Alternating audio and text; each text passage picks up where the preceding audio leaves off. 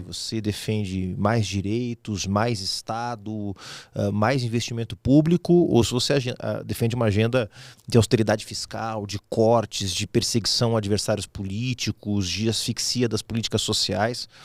Mais do que uma polarização entre esquerda e direita, nós estamos falando de uma polarização de projetos. E eu não sei como a Tabata pretende se esquivar dessa polarização que está instalada no país. Me parece que é a tática dela. Não sei se ter o Datena como vice ou como um apoiador vai ajudar ela nesse processo de tentar se desvencilhar, mas acho que, por enquanto, é uma candidatura que mostra legitimidade e, da nossa parte, pode ter certeza, não vai haver nenhum tipo de questionamento ou de ataque à Tabata. Agora, a campanha de Ricardo Nunes manifestou ali o interesse em comparar uma futura gestão de Guilherme Boulos aqui em São Paulo com Edmilson Rodrigues, que é de Belém do Pará, prefeito de Belém do Pará. O que você acha dessa comparação? O que você acha dessa tática adotada por Nunes? O primeiro que o Nunes joga na desinformação. Ele está querendo dizer para o eleitor de São Paulo que a gestão do PSOL em Belém é ruim e que, portanto, a gestão do Guilherme Boulos em São Paulo também vai ser ruim. Primeiro, joga na desinformação porque os números do Edmilson Rodrigues em Belém têm melhorado a cada semana, porque começa a ter as entregas que não foram possíveis porque o governo Bolsonaro asfixiou o governo do PSOL. Você imagina o que é, na única capital do Brasil governada pelo PSOL, 2 anos tendo como parceiro, como aliado, o Jair Bolsonaro. É impossível governar em meio a uma pandemia. Belém é uma cidade muito pobre, não diferente de outras cidades do país. Eu sempre uso a comparação de Porto Alegre. Eu sou do Rio Grande do Sul. Porto Alegre tem a mesma população de Belém e 3 vezes o orçamento de Belém, né? Porque há diferenças regionais que acabam impactando. O Edmilson já fez 2 gestões muito exitosas em Belém, ainda quando era afiliado ao PT, e está fazendo uma gestão, eu acho que com bons resultados, né? Agora, se de fato o Ricardo Nunes quiser apostar nessa tática, ele sendo do MDB, ele não vai ter que explicar gestões municipais ou estaduais mal sucedidas, ele vai ter que explicar companheiros presos, gente do partido dele que foi preso com dinheiro em mala, com dinheiro em cueca, com dinheiro em apartamento. Então, eu não sei se é muito inteligente o Ricardo Nunes tentar fazer essa comparação, porque quem é do MDB tem um senhor telhado de vidro para poder se explicar em relação à trajetória do seu partido e dos seus aliados. Aliás, ele está ali aliado ao PL também, né? Agora, recentemente. E há muitos outros, deve ter no seu palanque o PTB do Roberto Jefferson, aliás, ex-PTB, que agora se fundiu, né? Criou o PRD, né? Um novo partido. Ele deve ter o PL do Jair Bolsonaro, deve ter outros partidos desse campo da direita conservadora, que reúne a maior parte Gilberto Kassab, né? Gilberto Kassab, o Tarcísio deve apoiá-lo também. Então, de alguma forma, o Ricardo Nunes vai ter que explicar bastante coisa envolvendo seus aliados, bem mais do que o pessoal, posso garantir. Agora, o bolsonarismo se mostrou um movimento bem vivo no último domingo, né? A PM de São Paulo fala em 700 mil pessoas, 700 mil apoiadores, outros institutos falam em 200 mil, mas tem um estudo do Instituto da USP, o Instituto de Estudos Avançados, que apontou que 88% das pessoas que compareceram àquela manifestação não reconhecem o resultado das eleições e acreditam que quem venceu a eleição de fato foi Jair Bolsonaro. Como a gente pode encarar esse dado? Primeiro, sobre a manifestação em si, eu considero que, claro, a manifestação foi uma demonstração de força, é inegável que o bolsonarismo é uma força social e política relevante no Brasil. Eu costumo dizer sempre que o bolsonarismo assumiu a hegemonia dentro do campo da direita brasileira, né? A direita brasileira que historicamente foi hegemonizada, politicamente hegemonizada, por tradições políticas que iam do conservadorismo ao liberalismo. Hoje, quem hegemoniza, quem lidera, quem dá o ritmo da direita brasileira é o bolsonarismo, portanto a extrema-direita, é um fenômeno relativamente novo no Brasil. Agora, essa demonstração de força precisa ser um pouco relativizada. Essa foi uma manifestação nacional, diferente do que o bolsonarismo fez em outras épocas, de convocar manifestações em várias capitais, dispersando força.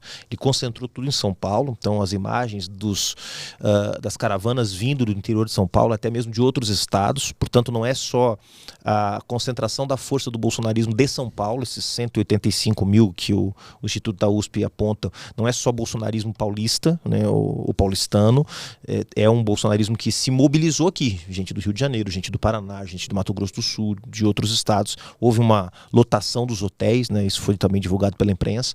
Então, primeiro que eu acho que precisa ser relativizado um pouco o tamanho dessa manifestação. Segundo, o aspecto político dela, que é de um Bolsonaro pedindo arrego, né? Um Bolsonaro falando em anistia, um Bolsonaro evitando ataques ao STF, portanto, um Bolsonaro acuado.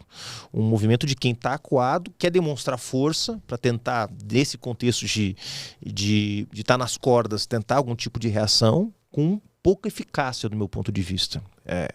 Em resumo, a segunda-feira pós-manifestações bolsonaristas mudaram muito pouco a situação do Bolsonaro em relação aos processos que ele enfrenta, a possibilidade de prisão, a possibilidade dele responder aos crimes que cometeu. Então, de alguma forma, mostra que é um movimento vivo, mostra que não pode ser subestimado em hipótese nenhuma, mas também não é suficiente hoje para promover uma mudança na relação de forças dos blocos políticos que disputam o poder no Brasil. A gente não pode encarar essa demonstração de força como o país vai parar, se o ex-presidente for preso, sobre uma nova tentativa de invasão a Brasília. Eu não acho porque eu acho que o bolsonarismo está isolado, política e socialmente, né? Como eu disse, demonstrou força porque expressa um percentual da sociedade brasileira que realmente tem identidade com as posições do Bolsonaro. Existe mesmo hoje no Brasil um movimento de extrema-direita que chega a 15%, 20%, dependendo das pesquisas que se analisa. Então não acho que seja fake o que aconteceu ali. Quer dizer, demonstra de fato um setor da sociedade brasileira que tem identidade com essas posições, mas é bastante minoritário.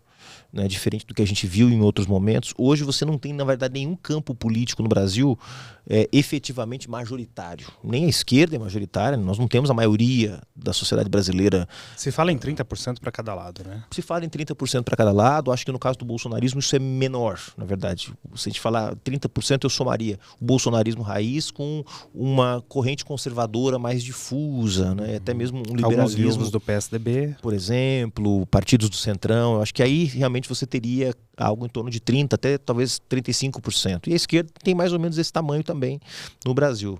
A gente comentava aqui antes de iniciar a conversa no ar, né, que tem aí o estudo do Felipe Nunes e do Thomas Trauman, que traz uma teoria, uma hipótese de uma certa calcificação das posições políticas no Brasil, onde você teria um grande campo de direita, muito consolidado na casa de 40%, e um grande campo de esquerda, centro-esquerda, também na casa de 40%, portanto, reduzindo a margem de disputa na sociedade para algo em torno de 20%. Eu não tenho elementos para dizer se essa é uma tese que se sustenta, mas que demonstra que, de fato, o processo de cristalização de posições políticas no Brasil está crescendo. Está crescendo, não a ponto de que, como eu disse, dos blocos políticos ou dos polos políticos tenha força para resolver definitivamente o impasse, mas com força para botar gente na rua, para pressionar, para mobilizar a gente e manter a situação mais ou menos equilibrada, independente de outras disputas que estão em curso no Congresso Nacional, no STF. Há disputas que se multiplicam na sociedade brasileira em múltiplas camadas, né? Uhum. A disputa que se dá nas ruas é uma delas. Não é a única, mas tem um peso, certamente.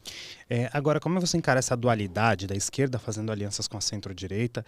Até a volta da Marta Suplicy ao PT, depois que ela saiu do partido, criticou o partido, criticou o governo Dilma Rousseff, votou a favor do impeachment da Dilma Rousseff, agora volta ao PT, fez parte da base ali do governo Ricardo Nunes na Prefeitura de São Paulo, e agora ela se alia ao PSOL. Como você encara isso? Com naturalidade? Olha, nós do PSOL, vocês sabem, sempre fomos muito críticos a movimentos muito pragmáticos, né? A movimentos que de alguma forma pudessem comprometer nossa identidade política ou nosso programa. Então, desse ponto de vista, a gente é sempre muito cauteloso. Nós, por exemplo, já há várias eleições temos proibido alianças do PSOL com partidos do Centrão. Então você não vai encontrar uma aliança do PSOL com o MDB, você não vai encontrar uma aliança do PSOL com o PL, você não vai encontrar uma aliança do PSOL com o PSDB. Aliás, talvez seja o único partido de esquerda com peso eleitoral que tenha essa vedação explícita a cada eleição. E nessa eleição não vai ser diferente. Nós não vamos permitir alianças do PSOL com estes partidos. Agora, nós tivemos no Brasil em 2022 uma outra clivagem. A clivagem que se consolidou na política brasileira era quem era a favor da democracia e quem era a favor da extrema-direita, né? Então, Quem, em 2022, teve a coragem de apoiar um candidato de oposição contra o presidente da República, denunciando seus crimes, denunciando seus excessos, denunciando o uso da máquina pública com finalidades eleitorais, bom, essa pessoa se posicionou com coragem no momento crítico da política brasileira. Esse foi o caso da Marta. Se a Marta tivesse no PSDB, eu posso garantir para você que ela não seria vice do Guilherme Boulos. Mas a Marta se filiou ao PT, que é um partido do campo da esquerda e que ademais... Vindo do MDB. Vindo do Solidariedade, foi o último partido que ela participou. Ela rompe com o Ricardo Nunes exatamente por conta da aproximação do Ricardo Nunes com o Bolsonaro, né? Podia ter optado por outro partido do campo da centro-esquerda, mas optou pelo PT, atendendo um convite do presidente Lula. E nós vamos respeitar a indicação do PT. Acho que a Marta pode sim agregar. E, apesar de considerar que ela cometeu um erro grave na votação do impeachment em 2016, e acho que isso nada vai apagar, ela teve uma posição correta num momento crítico que se seguiu a história política brasileira, que foi a derrota do Bolsonaro em 2022. Ela teve ao lado da democracia, ao lado do presidente Lula. Eu acho que isso é uma clivagem importante para que a gente possa definir quem cabe e quem não cabe no palanque de um candidato de esquerda nas eleições de 24. Agora, voltando um pouco às manifestações do último domingo, o pastor Silas Malafaia foi um dos financiadores do ato e uma das pessoas que fez ataques mais duros ao Supremo Tribunal Federal, ao ministro Alexandre de Moraes. Como a gente pode analisar essa relação entre a política e a religião, que tem se acirrado cada vez mais nos últimos anos? Essa é uma questão importante que se levanta, viu? Embora tenha saído uma pesquisa hoje mesmo, enquanto a gente está gravando aqui, foi divulgado um pouco do perfil dos manifestantes. Para minha surpresa, a maior parte dos manifestantes não era mobilização evangélica, eram 43% católicos, 29% evangélicos, um terço, portanto, de evangélicos, né? Ainda assim é bastante coisa, né? E não há dúvida de que a forma como o bolsonarismo mobilizou a polêmica envolvendo a agressão de Israel à faixa de Gaza, isso gerou também algum nível de engajamento do setor evangélico nas manifestações do último domingo, mas num nível menor do que eu imaginava. 30%, não chegam nem perto da metade dos manifestantes que estavam lá, que responderam à pesquisa que foi feita. E acho que tem um segundo fenômeno, que é uma certa saturação da presença do Silas Malafaia. O Silas Malafaia não é o maior líder evangélico do Brasil. Ele é o mais histriônico, o mais barulhento, talvez o mais bolsonarista, né?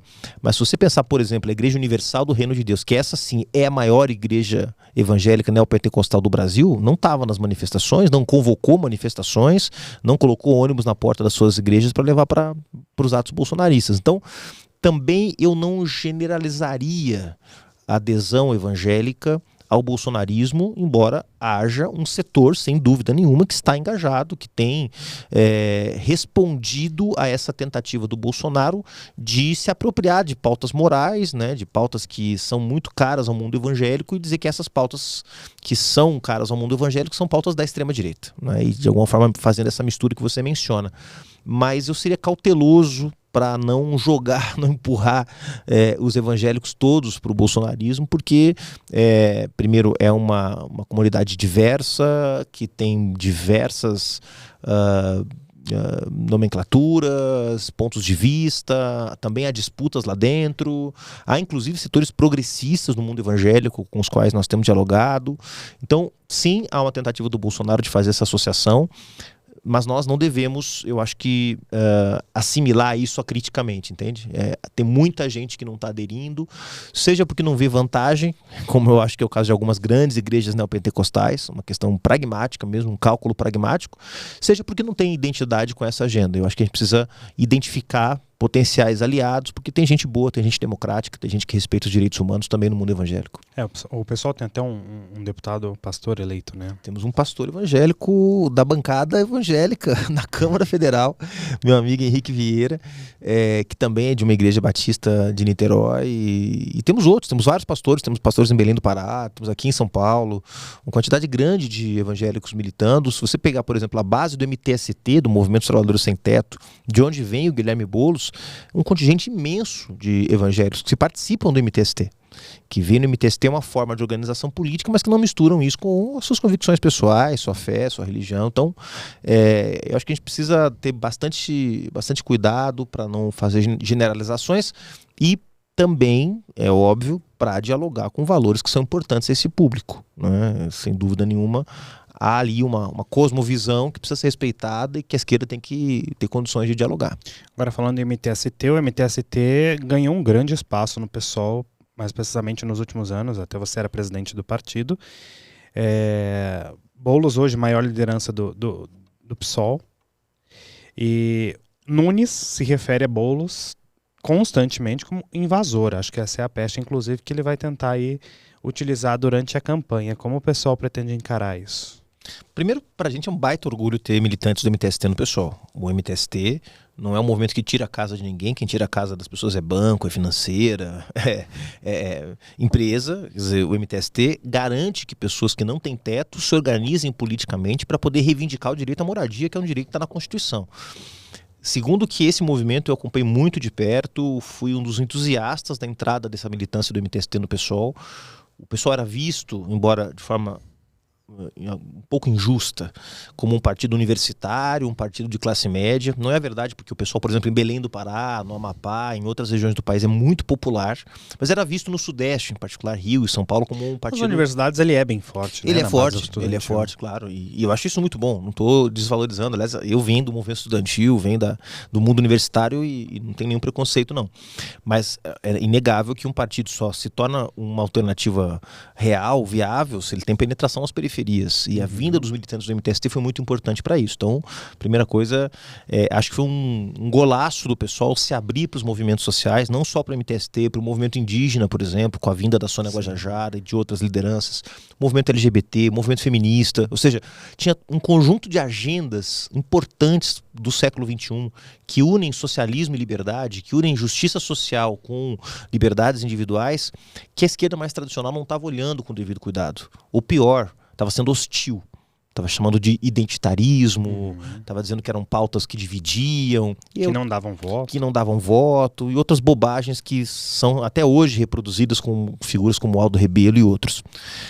O pessoal se abriu para esses movimentos e veio uma Erika Hilton, veio um Henrique Vieira, veio uma Sônia Guajajara, veio um Guilherme Boulos. Então, eu acho que é um acerto político imenso do pessoal, que eu tenho a honra de ter feito parte. E a pecha de invasor já foi muito usada contra o Guilherme Boulos na campanha de 2020.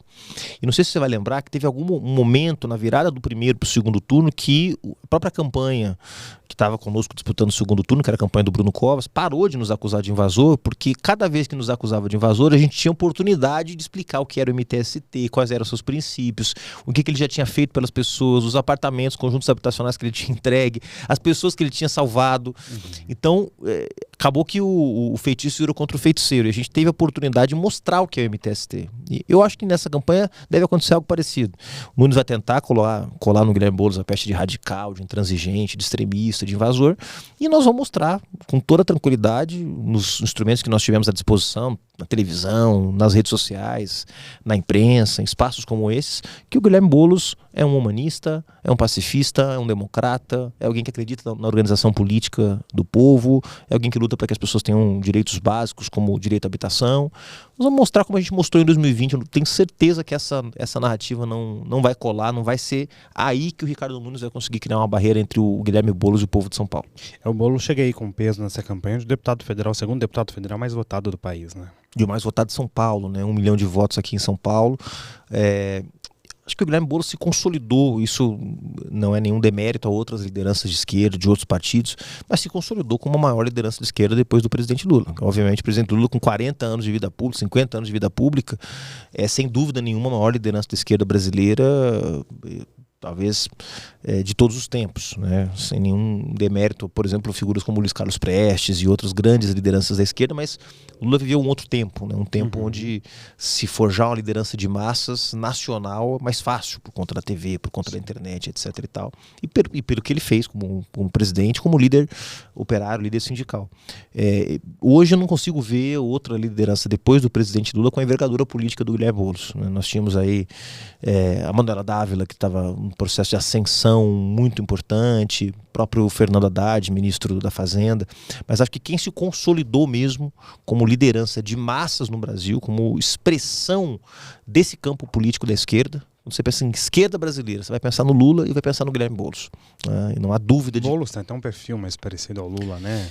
Tem pela relação com o movimento social, né, que o Fernando Haddad não tem, pela sua origem acadêmica, que a Manuela também não tem, outras lideranças do PSOL não tem, né? Para usar esses dois exemplos, poderia usar outros, né? A relação do Guilherme Boulos com o movimento social num contexto em que há poucos movimentos sociais com capacidade de mobilização no Brasil hoje é um diferencial. Não há dúvida nenhuma de que quem consegue botar 40, 50 mil pessoas na rua já parte muito na frente de qualquer outra liderança quando se trata de reivindicação política, de pautar a agenda política do seu campo, no caso do Boulos, o campo da esquerda. Então acho que ele está muito consolidado como um nome. É óbvio que isso não quer dizer que a gente vai queimar etapas. O Guilherme Boulos tem só 41 anos, a gente não precisa cometer atropelos. Já foi candidato à presidência da República, foi candidato a né? Presidente, a prefeito, né? Se elegeu deputado. A gente achava que era importante ele ter um mandato também para mostrar que, além de um grande líder social, um líder de movimento social, também pode ser um político nos espaços institucionais. Tem sido um grande deputado, aprovou 3 leis em 1 ano. Bolsonaro aprovou 2 em 28 anos. Então é uma coisa realmente extraordinária, muito bem articulado. Foi o líder da bancada agora nesse ano de 2023. Eu esperava até que fosse assumir algum ministério ali no governo Lula, muito se cogitou, mas ficou de fora. Teve essa discussão, mas o presidente Lula tomou uma decisão que eu acho que foi sensata, de não levar para o seu governo, óbvio que se houvesse um convite, o Guilherme Boulos aceitaria um convite do presidente Lula sem dúvida nenhuma, mas de não levar para o governo candidatos que fossem prioritários para ele. Quer dizer, a eleição do Guilherme Boulos em São Paulo é uma prioridade do presidente Lula. Levá-lo para um ministério, para ele ficar 1 ano e 3 meses, que é o que a lei exigiria, porque ele teria que se desincompatibilizar em abril, março, para ser candidato a prefeito. Depois abre uma vaga para uma disputa do Centrão. E mais do que isso, tiraria o Guilherme de São Paulo, porque ele teria que ficar 24 horas com a cabeça no seu ministério, qualquer que fosse ele, em Brasília, cuidando de entrega, etc. e tal. Cuidar do ministério já não é mais tão atraente em termos políticos como foi no passado. Então, eu acho que a decisão do Boulos de ficar como deputado e do presidente Lula de deixá-lo como deputado foi uma decisão sábia que ajudou a consolidar também a sua intervenção na política brasileira. Eu vou citar aqui uns nomes de alguns governadores, de alguns políticos: Tarcísio de Freitas, Ronaldo Caiado, Romeu Zema, Jorginho Melo e Ricardo Nunes. Estes foram alguns dos políticos de expressão que compareceram ao ato aqui em São Paulo, no último domingo. E me parece que esse ato foi um grande palanque político, né? Antes de ser um ato em defesa do ex-presidente, foi um grande palanque político. Uma tentativa de reorganizar um campo político, né, que está muito isolado, como nós mencionávamos aqui. O bolsonarismo, ele hegemoniza um campo mais amplo, que é o campo da direita brasileira, né? Da velha direita brasileira, né? Hoje, essa velha direita brasileira é liderada pelo Bolsonaro. Eu acho que a principal expressão disso talvez seja a posição do Ciro Nogueira. O Ciro Nogueira foi base do governo do presidente Lula, o Ciro Nogueira foi base da presidenta Dilma, virou ministro, virou um bolsonarista empedernido lá no Piauí, mas o Ciro Nogueira é centrão. O Ciro Nogueira é a velhíssima política do Piauí. E por que o Ciro Nogueira se deixa liderar por um sujeito como o Bolsonaro? Que quando o Ciro Nogueira era um deputado importante de expressão na Câmara, Bolsonaro era um sujeito que era alvo de chacota nos círculos do Salão Verde da Câmara. Ele mesmo admitiu isso recentemente. O famoso espalha-rodinha, né? Quando ele chegava, o pessoal se desmanchava ali, as rodas de conversa. Por que o Ciro Nogueira se coloca voluntariamente nessa condição? Porque ele virou um bolsonarista, porque ele agora virou um radical de extrema-direita? Não. Porque ele sabe que nesse momento da história, quem hegemoniza a direita brasileira é o bolsonarismo. Se fosse o Aécio Neves, o Ciro Nogueira seria aecista. Ou seja, são políticos da velha direita brasileira que perderam a capacidade de liderar o seu próprio campo político, né? E hoje quem faz isso é o Bolsonaro. Então, portanto, essa variedade de atores, Romeu Zema, o Caiado, o Zema que é do Novo, todos postulantes aí ao voto do bolsonarismo, né? Exatamente. Se fala em Tarcísio de Freitas, o próprio Caiado e o Zema como possível candidato à presidência da República. De todos eles, o Tarcísio é o mais orgânico do bolsonarismo, né? O Tarcísio ficou 3 anos e meio dentro foi ministro do Bolsonaro, né? Se consolidou como quadro político do bolsonarismo. O Caiado tem uma trajetória prévia ao Bolsonaro, né? O Zema não tem uma trajetória prévia ao Bolsonaro, mas vem de uma outra construção que é o Novo, né? Tarcísio também trabalhou ali no governo Dilma, né? Mas politicamente não tinha uma história, né? A história política dele começa e se consolida com o bolsonarismo. Então, eu acho que o que houve aqui também foi uma tentativa de reagrupar esse campo político, né? Não vai ser o Arthur Lira que vai colocar a gente na rua, né? Não vai ser o Baleia Rossi, quer dizer, políticos do Centrão que não tem liderança política para colocar a gente na rua. Quem tem condições na direita de colocar a gente na rua é o bolsonarismo, e esses políticos, especialmente os mais tradicionais, como o Ronaldo Caiado, estão de olho nessa capacidade, né? Porque sabem, o caso do Caiado, governa um estado de maioria conservadora, que é Goiás, né, do agro, sabe que não pode se deslocar, se descolar muito. Jorginho Melo em Santa Catarina, mesma coisa. De tudo isso que está mais, digamos assim, fora do script, é o próprio Ricardo Nunes.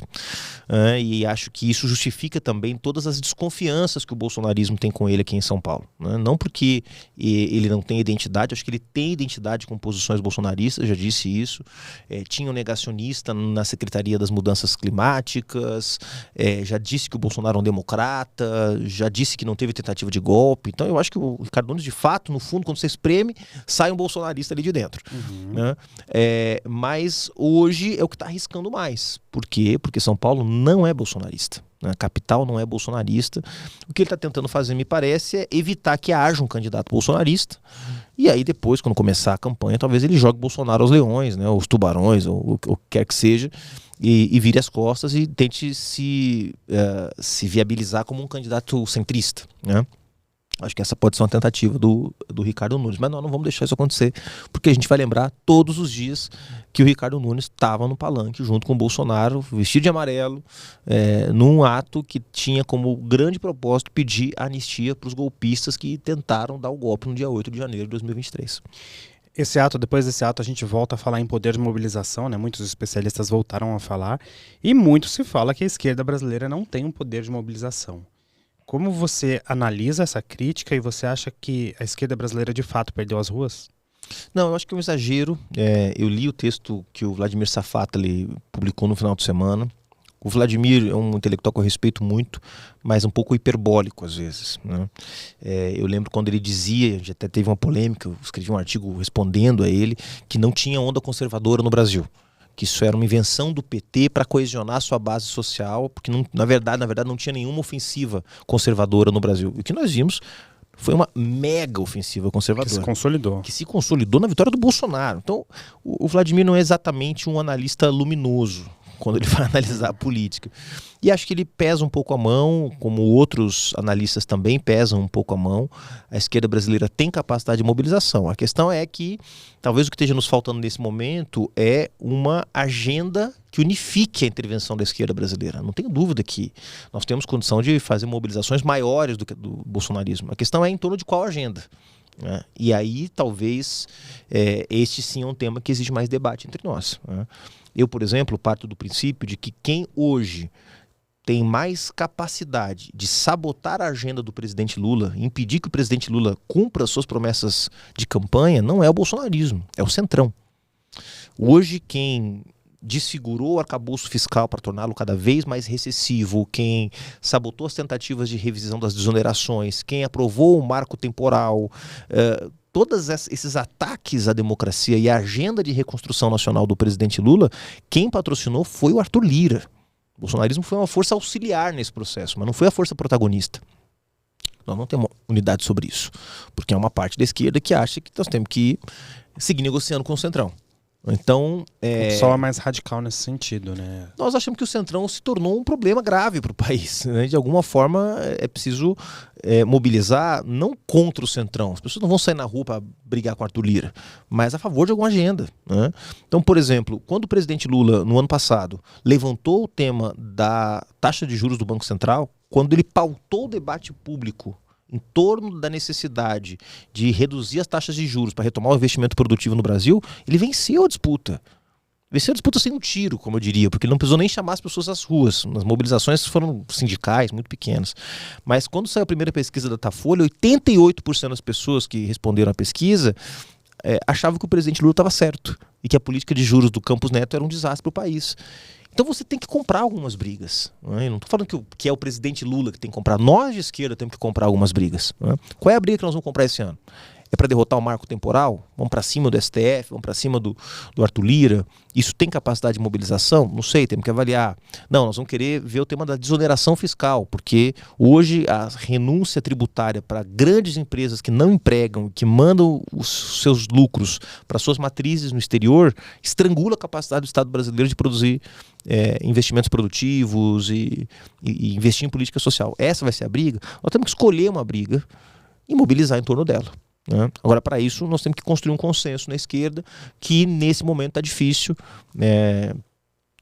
A prioridade do presidente Lula, do governo, tem sido de construir essa governabilidade da forma tradicional, né, que é com emendas, com ministério, e eu, pessoalmente, acho bastante arriscado esse método, porque o Centrão, diferente da época em que o presidente Lula governou pela primeira vez, já não se satisfaz com ministérios. Né? O Centrão quer o controle do orçamento, porque foi isso que ele teve nos 4 anos de Bolsonaro. Então ele quer o controle do orçamento, quer o controle da agenda, quer impor um semipresidencialismo. A minha preocupação fundamental é que se o presidente Lula não entrega aquilo que ele prometeu, por enquanto tem conseguido, eu tenho uma avaliação muito positiva desses primeiros 15 meses de governo, mas se o presidente Lula não entrega o que ele prometeu, isso pode gerar uma grande frustração. E a frustração é o que pode pavimentar a volta da extrema-direita. Exemplo maior, o exemplo do Alberto Fernandes na Argentina, que fez um governo prometendo mudar, não conseguiu entregar as mudanças, e o que a gente viu agora foi a vitória do Javier Milei. Então, que aliás já tem sido desastroso por lá. Completamente desastroso. Mas o que pode pavimentar a volta da extrema-direita ao poder no Brasil é a frustração das pessoas. E eu não tenho dúvida que o presidente Lula quer entregar, quer cumprir o programa. E o programa é bom. É bom porque nós do pessoal fazemos parte dessa coalizão e o programa talvez seja o programa mais de esquerda do presidente Lula desde 89, que mais enfrenta problemas estruturais do país. Seja a partir da reforma tributária, seja a partir da revisão das exonerações, mudança da tabela do imposto de renda, só para falar da agenda econômica, que é uma agenda que o próprio presidente Lula e a própria presidenta Dilma tiveram muita dificuldade de mexer lá atrás. O programa é bom, só que ele tem que ser cumprido. E a gente não está conseguindo cumprir o programa a contento porque o Lira não deixa, porque o Centrão não deixa. Então, algum nível de mobilização social eu acho que deveria haver. E acho que a esquerda tem condição de fazer. A questão é que tem que ter decisão política e tem que ter, digamos, convergência para escolher qual é a agenda que a gente vai apostar. Como se derrota esse Centrão acostumado com poder, controlando orçamento, e esse Centrão que está há muitos anos aí comandando, né? Esse equilíbrio, o que deveria ser um equilíbrio entre os poderes. Até fala agora em controlar as decisões do STF. Pressão social, não tem outro caminho. Nós não vamos ter, não vamos usar nenhum meio inconstitucional, não vamos usar forças armadas, não vamos cercar o Palácio do Planalto, nada disso, né? A gente é contra isso, jamais vai acontecer num governo do presidente Lula, de qualquer presidente de esquerda. Nós não vamos revogar os mandatos dos deputados que foram eleitos. Esse foi o parlamento que o povo brasileiro elegeu. Uhum. Agora, nós podemos pressionar. Assim como o presidente Lula é pressionado pela opinião pública, pela imprensa, pelos formadores de opinião, pelos analistas econômicos, por quem acha que ele tinha que estar bajulando o Benjamin Netanyahu, por quem acha isso e acha aquilo, bom, assim como o governo é pressionado, o Congresso também pode ser pressionado. Né? Então eu acho que nós deveríamos ter uma estratégia para pressionar esse Centrão. Né? E nós tivemos já ao longo da história episódios em que o Centrão não teve saída senão ceder. Uhum. Né? Mesmo agora, na virada de 2022 para 2023, eu fiz parte da equipe de transição. O Centrão não queria dar aqueles 170 bilhões de reais na PEC da transição para o governo poder investir. Não era a posição, o Arthur Lira não queria, mas houve uma pressão. Diz, olha, o Bolsonaro deixou um rombo de 400 bilhões de reais, mudou a Constituição para torrar dinheiro na campanha, nós prometemos aqui um Bolsa Família de 600 reais, o presidente não vai conseguir cumprir a primeira medida do seu governo se não houver espaço fiscal. Houve uma pressão social, houve uma pressão da opinião pública e o Centrão cedeu. Então, eu acho que não tem fórmula mágica. A única fórmula que esses caras entendem é a fórmula da pressão. Pressão social, pressão da opinião pública, pressão da mídia, pressão dos artistas e por aí vai. Agora, o presidente Lula criticou com razão a situação lá na faixa de Gaza, ao meu ver. Tem sido muito criticado com relação a essas falas dele. Voltou a falar em genocídio, que se aquilo não é um genocídio, ele realmente não sabe o que é. Só que da mesma forma que ele critica essa violação de direitos humanos ali na faixa de Gaza, ele vai visitar o Maduro agora, numa viagem essa semana. Também não critica o governo russo, claramente. Como você analisa esse contrassenso? Acho que na política exterior você não é comentarista, você não fica lançando comentários e posicionamentos ao léu. Você é chamado a atuar. No caso da faixa de Gaza, o Brasil estava na presidência do Conselho de Segurança da ONU. Então, um posicionamento do Brasil era fundamental. O Brasil está na presidência do G20 já há alguns meses. Então, um posicionamento do Brasil era algo incontornável. O Brasil precisava se posicionar nesse caso.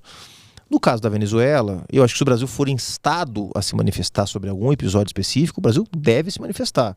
Houve, por exemplo, um caso recente de uma ativista de direitos humanos, se não me engano, uma jornalista, que teria sido presa pelo governo, eu não sei bem em que condições, e ela estaria com o seu paradeiro desconhecido. Bom, isso vale uma manifestação da política externa brasileira, porque é um país vizinho, porque o Brasil é signatário de todos os acordos internacionais de proteção aos direitos humanos, ao trabalho dos jornalistas, etc. e tal.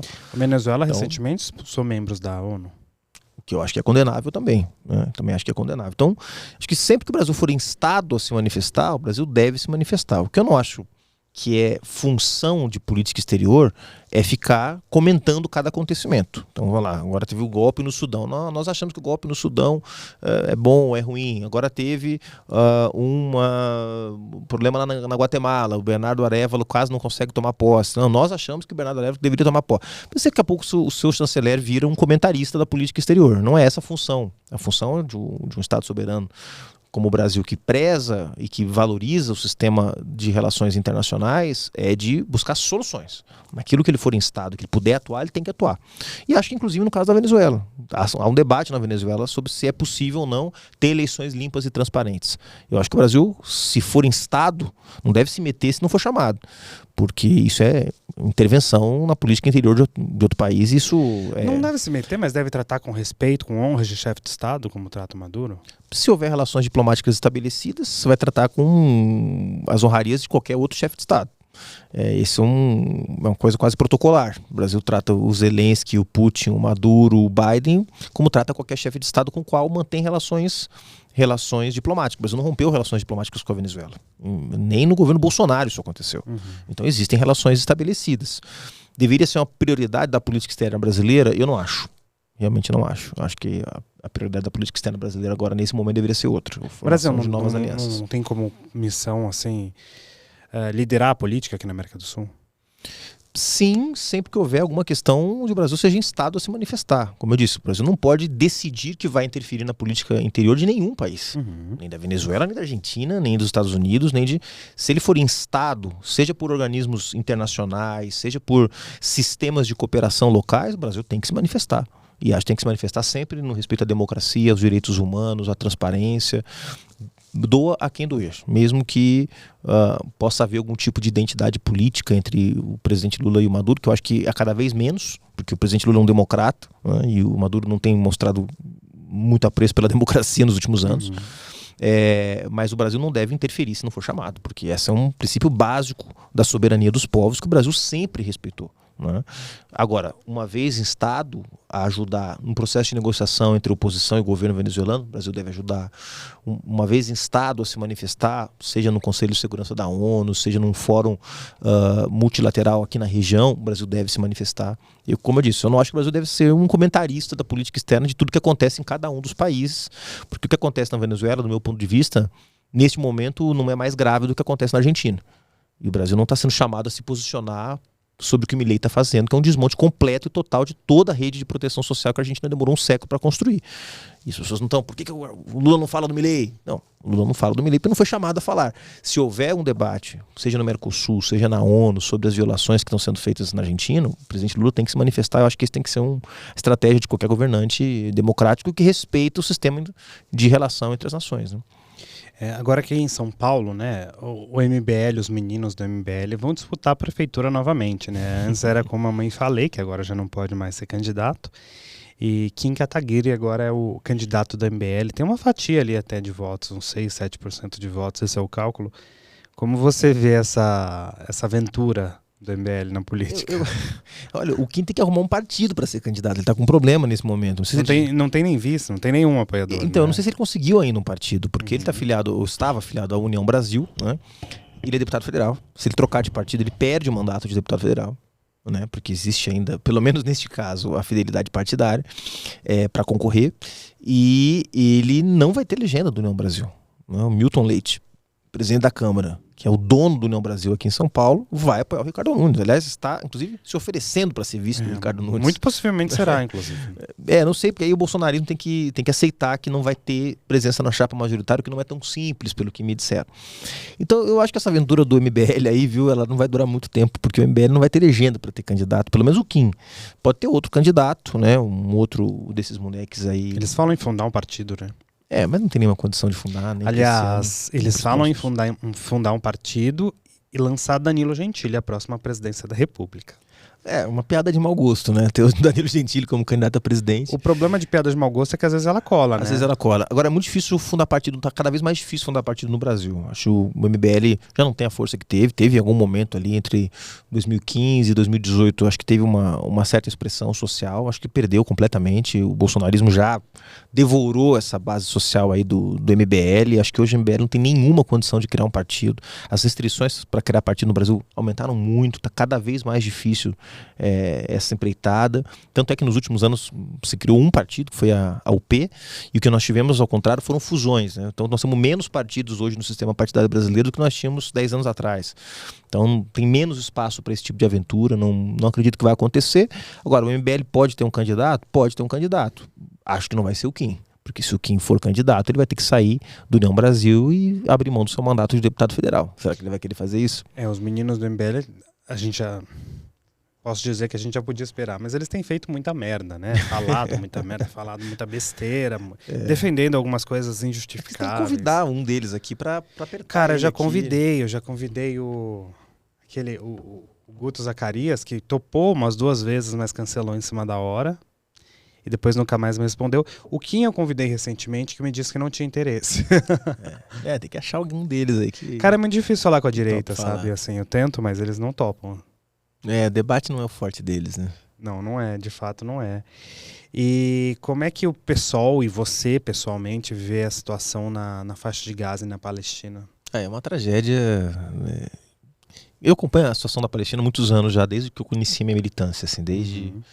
Primeiro que eu acho que a política internacional é uma coisa importante em si, não é uma coisa para acadêmico, para universitário. Eu acho que todo militante de esquerda, como é o meu caso, deveria ter atenção com a política externa, com a política internacional, porque isso impacta a nossa realidade aqui dentro, seja na economia, seja na política, seja na geopolítica. Até a eleição do Trump lá veio essa onda conservadora por Brasil, exemplo, né? sem dúvida nenhuma. Aliás, ele pode ser reeleito lá. Tem grande chance. Hoje é favorito, inclusive. Né? Então, acho que todo mundo deveria ter essa atenção. E eu, desde muito novo, sempre tive muito atento. Tive na Palestina, tive na Cisjordânia com o Guilherme Boulos em 2018. Né? Pude ver de perto assim, a tragédia que já naquela altura significava a política colonialista e racista de Israel na Cisjordânia. Não fui nem na faixa de Gaza, que é a situação 10 vezes pior. E o que está acontecendo agora, do meu ponto de vista, é crime contra a humanidade. Né? O que o governo de Israel quer criar são as condições para ocupar a faixa de Gaza. Tem já um plano que foi tornado público do Ministério da Defesa de como ocupar a faixa de Gaza, empurrar 1,5 milhão de palestinos para a Península do Sinai, no Egito, para que vivam em tendas como exilados, né? Como já aconteceu na história com outros povos, né? Com grandes deslocamentos. Eu lembro sempre da situação do povo do Saara Ocidental, quando Marrocos ocupa a faixa que seria um país autônomo do Saara Ocidental. O que acontece é que são milhares de pessoas que são deslocadas para a Argélia, que hoje vivem em campos de refugiados já há 50 anos. Eu também tive a oportunidade de conhecer esses campos de refugiados na Argélia. Fui num evento da Frente Polisário, que é a frente que organiza a resistência à ocupação marroquina. Então, já há precedentes na história.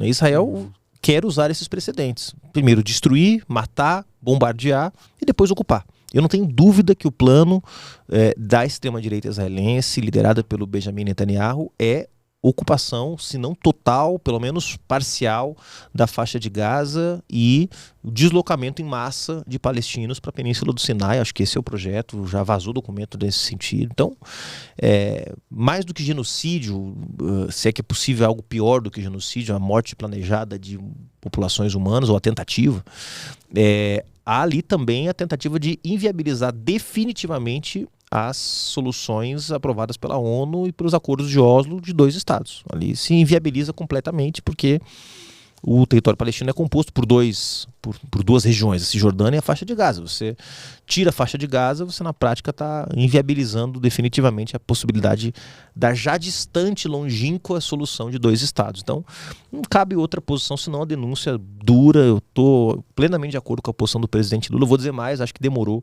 Acho que tinha que ter essa contundência que nós estamos vendo agora, antes. Já no começo. Até entendo essa demora, porque tinha brasileiros na faixa de Gaza, o presidente precisava tirar esses brasileiros. É verdade, você tem razão, mas ainda assim teve um gap entre essa operação de retirada e esse momento. Nós tivemos aí um período em que o embaixador israelense se reuniu com o Bolsonaro, teve muita provocação, né? Eu acho que a resposta do Brasil veio um pouco tarde, mas isso não importa. O importante é que hoje a posição do presidente Lula é uma referência internacional. Não teve, tirando aqui críticas internas que são normais, que vão acontecer, a posição da comunidade internacional foi de total e absoluto respaldo à posição do presidente Lula. Eu vou te dizer que eu fiquei até impressionado. Achei que ia ter mais dissonância. O que me impressionou foi ele reafirmar isso essa semana. Eu achei que ele ia neutralizar, que ele ia pedir desculpas, mas não, ele reafirmou que se não é genocídio, ele realmente não sabe o que é. Eu acho que é uma posição corajosa do presidente e acho que a política externa do Brasil, em particular a tradição do Itamaraty, é muito pragmática, né? Sempre calculando ganhos e perdas, né? E acho que nesse caso está precificado que as perdas que o Brasil tem num processo de atrito com Israel são menores do que a importância hoje do Brasil se manifestar e liderar uma defesa, como já tentou no Conselho de Segurança da ONU, de um cessar-fogo imediato, né? Acho que a posição do presidente Lula, como é um líder realmente mundial, não é um presidente desses que vai passar, quer dizer, o presidente Lula é uma das últimas grandes lideranças globais do século XX, que continua fazendo política e tendo peso internacional no século XXI. A posição dele cria realmente um movimento internacional de pressão sobre Israel, que eu acho que foi muito positivo. A direita brasileira usou isso para pedir mais um impeachment do presidente, né? 90 assinaturas de deputados, inclusive entregue pela Carla Zambelli. Ato curioso, quando ela foi entregar esse pedido, ela recebeu ali uma intimação, né? Estava armada quando ela entregou? Ela já tava sem a pistola? Como é que... Olha, não sei dizer, capaz que acho que ela não pode mais andar armada, né? Acho que não. E, inclusive ela foi peticionada ali pela justiça por conta de apontar a arma a um eleitor aqui em São Paulo durante as eleições. Algo bem curioso que só acontece no Brasil, eu diria. O Lula hoje, eu li uma matéria, inclusive, que ele falou que deve apoiar aí o candidato de Lira, né, a eleição da casa. Vamos ver. Eu acho que seria importante ter uma alternativa na eleição do Lira. Nós já, do pessoal, apresentamos uma candidatura do Chico Alencar, sem expectativa de vitória, mas para demarcar uma diferença. Eu, na época, inclusive dei uma entrevista numa emissora de TV falando sobre isso. Eu não consigo ver o que o Brasil ganha tendo um presidente da Câmara hiper empoderado. Um cara que se elege com 450 votos, ou como foi o caso do Lira, 469 votos. O candidato a presidente da Câmara mais votado da história. O que o Brasil ganha com um presidente da Câmara super empoderado? Quer dizer, os projetos do governo federal, do governo Lula, andaram do jeito que a gente queria porque a gente fez isso? Não. O Lira, como eu disse, desfigurou o arcabouço fiscal, criou problema nos ministérios, tirou a demarcação das terras indígenas do Ministério dos Povos Indígenas, jogou para o Ministério da Justiça numa clara provocação ao governo federal. Então, quer dizer, não consigo ver vantagem, né? Se me dissesse, não, mas Juliano, veja só, os acordos estão todos no papel. A base do governo vai votar no candidato do Lira e, em troca, o candidato do Lira vai garantir que todos os projetos do governo durante um ano vão ser aprovados. Olha, eu até ficaria balançado. Lira cada dia exige mais emendas, Exatamente, né? Esse é o problema. Então, se houvesse clareza nos acordos, eu diria que, olha, quem sabe a relação custo-benefício poderia valer a pena. Mas não é o que acontece. Não é o que acontece. O governo acaba entregando um cheque em branco ao apoiar o candidato Lira, ou como aconteceu, ao apoiar o próprio Lira, e é chantageado permanentemente. Então eu não consigo ver vantagem para a democracia brasileira, para a relação entre os poderes, um presidente da Câmara hipeремpoderado, como nós tivemos o Lira nesses 2 anos. E se isso se repetir, eu vou certamente lamentar. Quem você enxerga como uma boa possibilidade? E com chances de ser eleito? Acho que o governo deveria começar a trabalhar nisso, tem tempo, nós temos aí 1 ano inteiro pela frente, né? Acho que o governo deveria começar a trabalhar, primeiro para dividir o centrão, obviamente não é impossível eleger um presidente da Câmara com os 135 deputados da esquerda e da centro-esquerda. Se você somar PT, PSOL, PSB, PCdoB, Rede, não vai dar nem perto de eleger um presidente da Câmara. Então você tem que provocar uma cisão, uma dissidência mesmo, e tentar costurar aí algum tipo de acordos e de alianças, né? Se 1 ano antes da eleição o governo já sinaliza que vai apoiar seja o Omar Nascimento, seja outro nome vinculado ao Lira, dificulta bastante que um deputado na Câmara, que em geral os deputados do Centrão estão sempre muito de olho nos seus interesses mais imediatos, que esse cara acredite lá em novembro, outubro, que uma candidatura do governo é para valer. Você tem que começar agora a construir, né, com todos os ônus políticos que isso tem. Porque se você começa a construir agora uma alternativa ao Lira, o Lira vai começar a trazer mais dificuldades. E aí nós voltamos àquele debate que nós estávamos aí minutos atrás. Então como resolve? Com pressão de fora. Porque na relação de forças do Congresso, apenas, única e exclusivamente, negociando nos tapetes verdes do Congresso, da Câmara dos Deputados, nós não vamos conseguir fazer avançar a agenda. Vai ter que ter pressão de fora. Eu estou convencidíssimo disso. Né? Pelo que eu vi esse ano. Né? O governo conseguiu avançar coisas quando teve pressão, quando teve opinião pública a favor, etc. E tal. Quando fez um debate a frio, como foi o caso do arcabouço, como foi o caso das desonerações, como foi o caso da estrutura ministerial, perdeu. Então tem que ter pressão. Se não tiver pressão, negociações como essa não vão dar bons resultados para o Brasil. Juliano, ao seu ver, qual a maior herança do bolsonarismo no Brasil? E você acredita que o Bolsonaro vai ser preso? Herança do bolsonarismo no Brasil, herança maldita, né? Que o bolsonarismo deixou. Eu destacaria 2, que eu acho que são muito... 3. Primeiro, a politização dos quartéis, a repolitização dos quartéis, né? E não só dos quartéis militares mesmo, das Forças Armadas, mas dos quartéis também das polícias militares. Acho que isso é muito perigoso para o Brasil. As 700 mil mortes da Covid, que poderiam ser evitadas. Hoje nós temos estudos que mostram que algo em torno da casa de 300 a 400 mil vidas poderiam ter sido salvas se as medidas indicadas pela OMS, compra de vacinas, etc. E tal, se tudo tivesse sido feito. Acho que essa outra herança que também maldita, que tem que ser lembrada todos os dias. E o genocídio do povo, a tentativa de genocídio do povo indígena Yanomami, né? O presidente Lula foi muito corajoso ao 4º dia de governo pegar um avião e ir para Roraima para mostrar, porque começou um debate bizantino, inclusive na imprensa. Eu cheguei a debater com um articulista da Folha de São Paulo se podia ou não podia usar o termo genocídio, porque o Bolsonaro fez. Aí o presidente pegou um avião, foi para Roraima e mostrou as crianças subnutridas, né, o resultado prático da política do Bolsonaro de permissão de intrusão garimpeira na terra indígena Yanomami, de evitar que chegassem os médicos, de evitar que chegassem os mantimentos, o que ele estava produzindo. Então eu acho que essas 3 heranças malditas são muito simbólicas, né? As mortes da pandemia, a situação dos povos indígenas no Brasil e esse processo de politização dos quartéis, que eu acho muito perigoso. E a segunda pergunta... Você acredita numa prisão do ex-presidente? Eu acho que o Bolsonaro vai ser preso. Acho que o Bolsonaro vai ser preso. Porque não prendê-lo seria uma desmoralização tão grande do Poder Judiciário, tão grande. Pode ser uma prisão meio... aquela coisa, passa 6 meses em regime fechado, depois vai para casa, alguma coisa assim.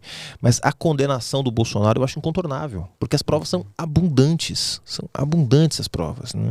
De que ele de fato liderou um processo de tentativa de golpe, para além de outros processos que ele responde, roubo das joias, Caixa 2... A condução da pandemia... A condução da pandemia, são tantos processos que ele responde, mas eu acho que o que realmente pode levá-lo à prisão é a participação direta dele na construção de uma saída autoritária para a sua derrota eleitoral. Agora a gente vai para um quadro final que chama Flash Político. Eu te falo uma palavra e você me devolve com o mínimo de palavras possível. Vamos lá. MTST. Luta e resistência. Lula. A maior liderança política do Brasil. Bolsonaro. Um erro que vai nos custar caro por um bom tempo. Ricardo Nunes. Bolsonarista envergonhado. Vou usar a palavra aqui do meu amigo José Pena do PV. Tarcísio de Freitas. Tarcísio de Freitas. Tarcísio de Freitas, o povo de São Paulo se arrependerá. PSOL. A nova esquerda brasileira. Guilherme Boulos. A nova liderança da esquerda brasileira. Marta Suplicy. Uma aliada bem-vinda. Juliano, eu quero te agradecer demais por aceitar nosso convite. Abrir o espaço para você voltar mais vezes. Com todo prazer. Seu espaço para você agradecer aí. Não, só agradecer a questão política e desejar sucesso, que vocês tenham vários ótimos convidados aqui que possam ajudar a continuar refletindo. A gente precisa de muitos espaços como esse. A internet democratizou os espaços de debate, de reflexão, e parabéns pelo trabalho. Muito obrigado. A direita não aceita o nosso espaço de debate, mas tudo bem, ela não comparece. Siga tentando, uma hora eles vão ter que ver. A você que nos acompanhou até aqui, muito obrigado. Nos siga nas nossas redes sociais e até o próximo Questão Política. Nossa, gaguejei horrores, mas até o próximo Questão Política.